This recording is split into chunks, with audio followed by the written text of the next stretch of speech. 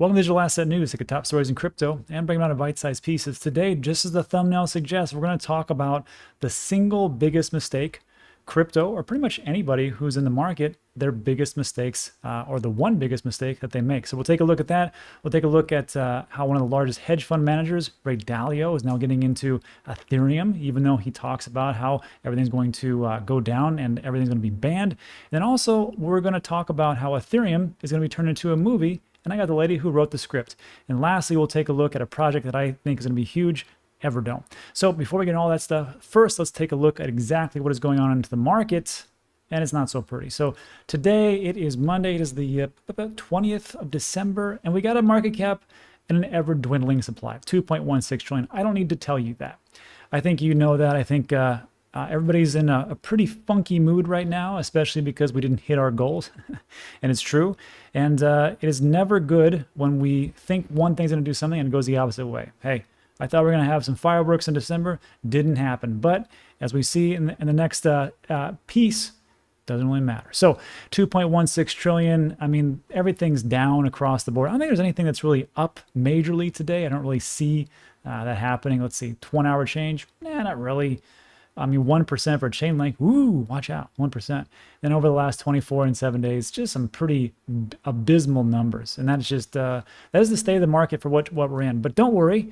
There's also people that are feeling our exact same pain, and then those are the folks over in traditional market space. S&P 500, NASDAQ 100, Dow 30, Russell 2000, US dollar index, everything is essentially down across the board. There's a number of reasons for that. I mean, we could talk about how, you know, institutional investors are selling off because they had monster years and they're going to come back in. We could talk about how the taxes are, you know, coming up in America. We're talking about April 15th, so they sell right now. They're probably worried about capital gains tax, but in all reality, it doesn't really matter. Does it really matter why people are selling off? They're selling off and the numbers are there. So we can take a look at why it is, or what we could just do is we could sit back and take some lessons from people who have been there for quite a long time. I've always said this, and I'll say this again. You don't know where you're going until you know where you've been. And to prove my point, there is this gentleman here, Nick Murray, and he is the investor, not investor of investors, but as far as like hedge fund managers, he is the advisor to the advisors. So this, I'll just do real quick. His background, he's the editor of Nick Murray Interactive, started his career as a stockbroker advisor working at a major Wall Street firm, author of Serious Money, great book, left Wall Street in 92 to help financial planners, author of 11 books, including Simple Wealth, Inevitable Wealth. And I found this gem. I found this yesterday, actually, and I had taken a look at his book before, and it really things just hadn't clicked. And what I'm going to share with you right now is why these things that he's talking about are just the basic principles. Sometimes it's people's jobs to make things more complex than they need to be, but in reality, things just need to boil down to the most simplest parts. And let's just take a listen.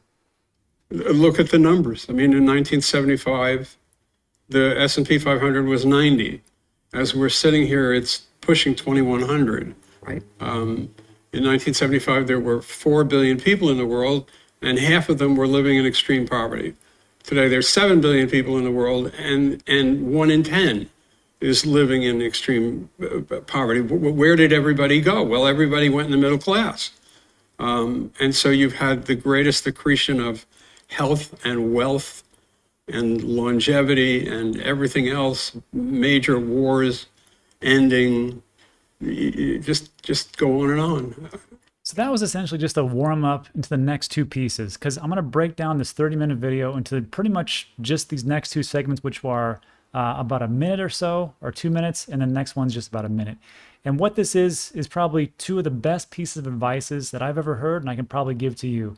And the last one will be the single biggest mistake. So the first thing I want to talk about is, or I'm going to have Nick here talk about, is the irrationality of the market. And we see it all around us. It is irrational, especially if we take a look at what he just talks about, optimism. Because if you just take a step back and zoom out, like we're going to talk about in a second, these whole things make sense. So this next piece, it's all about the irrationality and pretty much where we're at right now.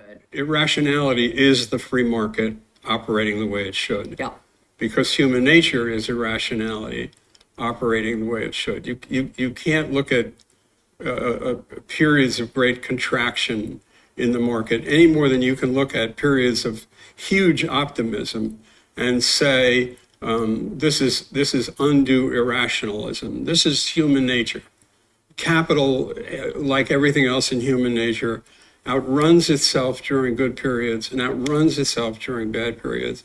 And that's volatility. But if you focus on those, if an investor is allowed to focus on those, allowed to focus on the periods of irrationality, yes. the volatility. The volatility. Right. If you focus on the volatility, you miss the picture, because the volatility around what?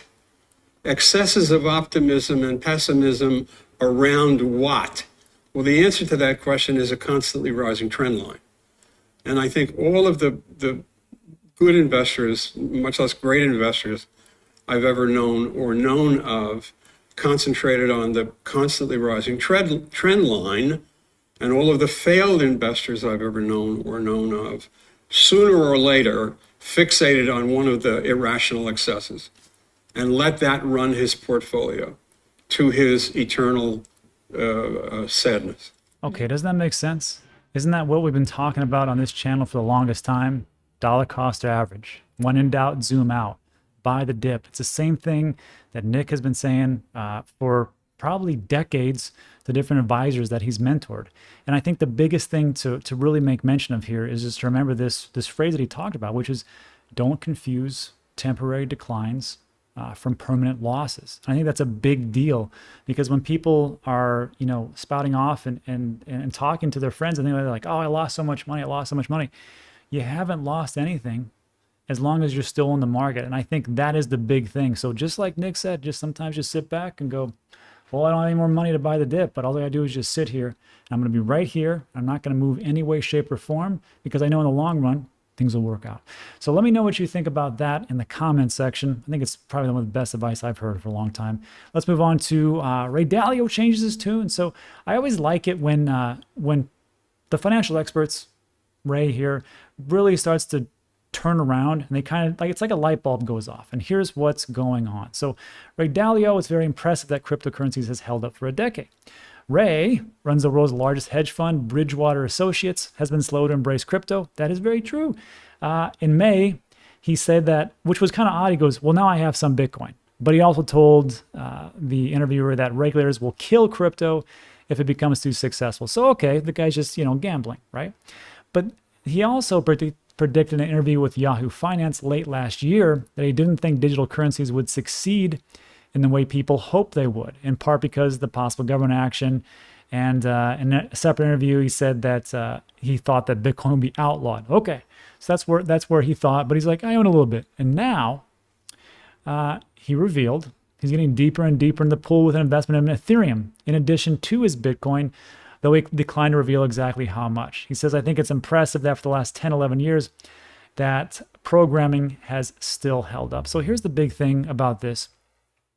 And Ray might just have a little bit, but in all honesty, if you're talking about it and you're just talking about, well, I got a little bit, usually people like that, for that have a ton of cash just laying around, maybe Ray, maybe not, they probably do have a sizable amount, especially if they're talking about it. So it's amazing how it's like, it's nothing, and it's like, okay, it's something, I'm going to get into it. Then all of a sudden it's like, yeah, it's getting pretty big. And then before you know it, they just go full crypto. And we see it time and time and time again. So anyhow, I thought it was an interesting story about Ethereum, which will lead me into my next piece where we talk about Ethereum. The movie is coming out. And what I've, actually it was just happenstance that Camilla Russo, her team, reached out and said, hey, we're talking about this Ethereum movie. And I thought, you know what, if anything's going to get us to the next level, probably a movie. But I think what she's talking about and how she wants to get us there goes beyond that. So let's jump into the interview. All right, everybody. So as promised, we've got a special guest, Camilla Russo from The Defiant, and also the author of a pretty good book you might have heard about, The Infinite Machine. So Camilla, welcome to the show. Thanks for coming on. We appreciate you being here. Hey, Rob. Thanks so much for having me. Yeah, so just so you know, this book's been out for a while, so we're not here to talk about the book, even though it's pretty great. There's some tidbits we'll get into in a little bit. And also you can find Camilla on her Twitter account. She's also the chiefess of The Defiant. It's a pretty good YouTube channel. And actually, we had that I did this on the show a couple of days ago, where it was you and Raul Powell and your co-host, and you guys talked about the different prospects of what's happening in 2021, leading into 2022. It was really fascinating. You guys have actually grown quite a bit for that channel, so it's looking pretty good. But the thing that we're here to, you're welcome. The thing we're here to talk about is this little gem, The Infinite Machine. So there is going to be a movie coming out, and I think this is going to be pretty big news for people in the Twitter, or in the crypto sphere. So tell us what's going on with that. How far are we, and how can we make this a reality? Yay, super excited to talk about this. So, as you mentioned, my book, The Infinite Machine, the first book on the history of Ethereum, was published last year in July by HarperCollins. This year, a producing studio was interested in turning my book into a movie. They brought me on as an executive producer, and I had the idea of raising the funds to actually make the movie happen together with the Ethereum community using Ethereum technology. To me, it didn't make sense to make a movie about Ethereum without including Ethereum community into it. And of course, that's how NFTs came into the table. And the whole idea was get back into the core of the Ethereum story. So I reached out to one of the guys who was involved in the design of the logo of Ethereum, and he turned out to be someone who is organizing artists in Cuba to sell their art as NFTs. So from there, I was like, wow, like it would be even more amazing to bring in these artists from Cuba to design this collection for the Infinite Machine. And so from there, we expanded the concept and said, let's bring in artists from all emerging countries to build this collection. So we have 36 artists from Cuba, Argentina, Venezuela, Kenya, India, a bunch of emerging nations who each produce an original piece and 10 versions of the Ethereum logo. Those versions were then split in fours and then programmatically combined to create a collection of 10,499 unique Ethereum logos. It's the only major NFT collection that features the ETH logo, and I believe it's the only one too that is a platform for really talented artists from emerging countries. So super excited about this. The sale went live for whitelisted addresses last night, and it will be open for the general public at 7 p.m. Eastern today. So if you're not on the whitelist, you're able to participate in the sale as well. If the initial 2,100 that we're selling aren't sold out, from all the whitelist, but we will have, this is kind of the first batch that we're selling, and we'll have 2 other sales in the next few weeks. Cool. Oh, I like that. So yeah, so just real quick to take a look. You can follow this. The link will be in the description for Twitter account. So you can actually go right directly to the OpenSea, the correct NFTs that are for sale. So nobody gets scammed out there. I think people have had that problem in the past. Takes you right here to the actual collection itself. So real quick, so Camila, breaking this down for us, because I see talk to us about the NFT itself, the rarity. Is there any other kind of like secondary utility for these types of things like some different projects do, and how's it all working? Yeah, so there's different layers of rarity in these NFTs.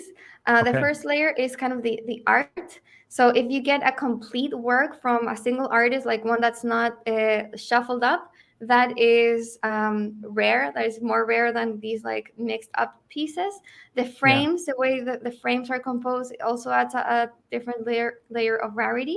But I think what's most interesting is these NFTs are a ticket into kind of the backstage of the movie. So about 30% of NFTs will have an embedded reward in them, which haven't been revealed yet. They'll be revealed at a later point when all of these are minted. But so 1/3 of NFTs carry the ability to have different levels of involvement in the film. For example, be an extra in the Infinite Machine movie. Have your NFT appear in the movie. Ah, Visit the shooting sites. Get a VIP invite to the premiere, and have your name appear on the credits of the film. that So is pretty those are, cool. Yeah. yeah, it's really cool. And then further, and this is something that we'll reveal more details very soon.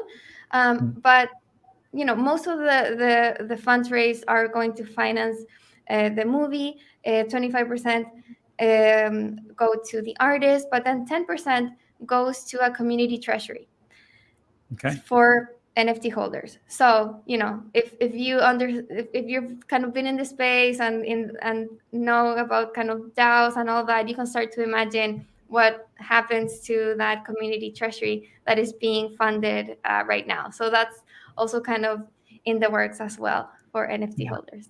That's pretty great. And then if you think about it, like this is why I think this is such a big deal, because not only is it going to be based on Ethereum and what actually happened in the history, of course, the movie, which will bring more eyeballs to cryptocurrency and digital asset space. But if you take a look at what you can actually do in the NFTs as far as like a movie, if you look at like traditional players in the music and entertainment industry, if they look at this and go, wow, we don't need to have these big, huge financial backers to move movies around. We don't need these big, huge allocations to come out and actually make something happen, which is the whole point of the DAO, right?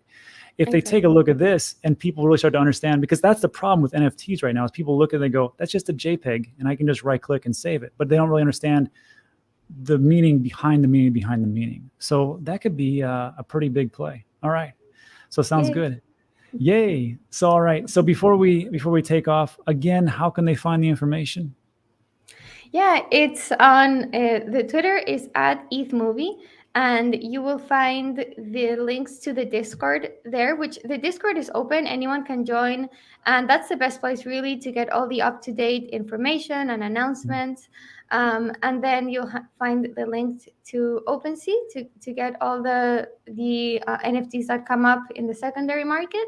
Yeah. And then the website, theinfinitemachinemovie.com, especially in the collection section, is where you'll find like all the details about kind of the artist, the rarity trades. There's also an artist section where you'll get to see more information about the artists themselves. So if you want to kind of dig deeper into this collection, the website is where you'll find all of that. Perfect. All right. And then actually, there was one more thing before we take off. I did have a question about the book. So I read the book. It was very interesting. It gave us a real look, pull back the whole curtain and see how this all actually happened as far as Ethereum getting in or actually being made and created. There was a part in there that was, I think, the most pivotal part is that how they got around with the different issues that America has as far as with the ICO. And how they said, you know what, we need to figure out a way to actually pass the Howey test in some way, shape, or form. And then the lawyers came about and said, you know what we need to do? We need to really take a real hard look and say, this isn't about the financial gain you're going to get from investing in this project, because that's a security. What we're going to do is we're going to focus on gas. And that is the whole thing of how they kind of like structured everything. How do you see that happening now with the crypto space, especially with what is happening in, say, the SEC case against Ripple and XRP? Yeah, so Ethereum was really pivotal in how crypto projects going forward framed their structure and their fundraising going forward. Like Ethereum really innovated in the concept of the utility token. So Right. I think Ethereum, like ETH, is probably the original utility token. So what lawyers said is, ETH isn't a share of Ethereum. Owners of ETH don't own a piece of a company. They're not entitled to a share of revenue. This doesn't look anything like stock. But what it is more like like a commodity, like fuel. You know, it's like ETH is what is used to make this machine run. So ETH is used to pay for computation inside this network. So it's really, it really has use inside the network. It's not meant to kind of represent an investment. And I think lots of projects going forward use this exact same concept and structure to avoid any problems with regulators. In the end, what was key for Ethereum, and the reason why the SEC and the CFTC have come out and say Ethereum is in the clear, it's not a security, it's a commodity, is actually, maybe it has something to do with this concept of utility token, but the key issue here is decentralization. So the fact that Ethereum is actually decentralized and has thousands of nodes and there's not one person or party who controls it, that's what kind of has kept it safe. Perfect. Well, I know that Gary watches my channel, so hopefully he's listening. All right, Camilla, thanks so much for coming on the channel. I appreciate it. And then for all of you that are watching right now, links are in the description. Go take a look at that, the NFT collection, and then we'll go from there. Camilla, thanks so much. Thanks so much, Rob. All right, so I hope that made sense. I want to thank Camilla for coming on. You can find all the information again in the links in the description. And then lastly, I'm not going to talk about it here, but there's a project. We've been looking more at play to earn games for obvious reasons, which I've laid out numerous times. I think this one's going to be pretty big. This one's called Everdome, and I did a review. It's over on Dan Clips. We do all deep dives and things, advancements in crypto over there, and leave this just the news. So I will just say that with Everdome, you have really a trifecta. You got Everdome, the blockchain Tencent, and you have MetaHero all working together to make this super realistic metaverse play. And if you believe in what I call the UTT, which is the utility, the team, and the tokenomics, this one has them all. All right, so that's it for today. So look, if you liked today's video and you found some value, give it a thumbs up. Also consider subscribing. A lot of things we talk about are time sensitive, and that's it for today. So thanks so much for watching. I appreciate it, and I'll see you in the next one.